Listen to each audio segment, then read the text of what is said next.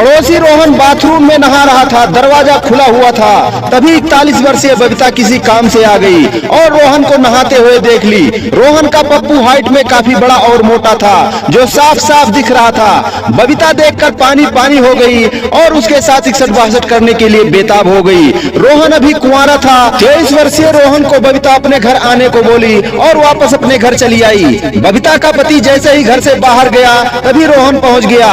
41 वर्षीय बबीता रोहन को देखते ही गर्म हो गई और उसे अपने बेडरूम में ले गई और बेड पर बैठाई और उसके लिए चाय पानी लेकर आई और उसके बगल बैठ गई। रोहन हैरान था कि आखिर क्या बात है जो इतना खातिरपात हो रहा है। बबीता यह भूल गई कि दरवाजा खुला हुआ है, वह बाहर का गेट बंद करना भी भूल गई और बबीता की जवानी उफान मारने लगी। तभी एकाएक वह रोहन के कंधे पर हाथ रखते हुए उसके पप्पू के सर पर हाथ फेरने लगी।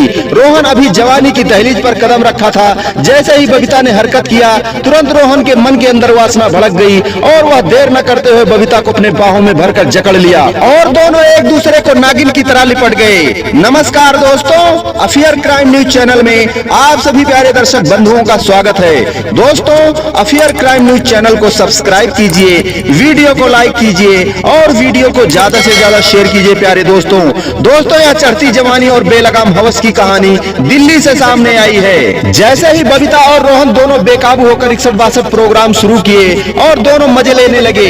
दोनों का मन तृप्त होने वाला ही था, चरम सीमा तक पहुंच चुका था। तभी बबीता का पति आ गया और पत्नी को रोहन के साथ आपत्तिजनक अवस्था में 61-62 करते देख क्रोध से आग बबूला हो गया और दोनों में हाथापाई होने लगी। मगर किसी तरह रोहन वहां से बच निकला। फिर उसके मन में बदले की आग जल गई और वह बबीता के पति से बदला लेने की फिराक में हो गया।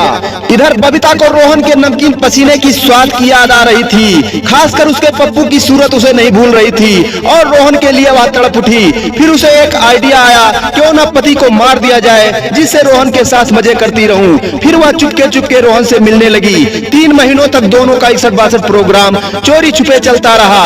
एक दिन रोहन ने प्लान के तहत बबीता के पति को राह चलते गोली मार दी। गोली गर्दन पर लगी, मगर राह चलते लोगों ने उसे ट्रामा सेंटर में पहुंचा दिया और उसका इलाज होने लगा। उधर पुलिस ने आरोपी को पकड़ लिया और उससे पूछताछ करने लगी।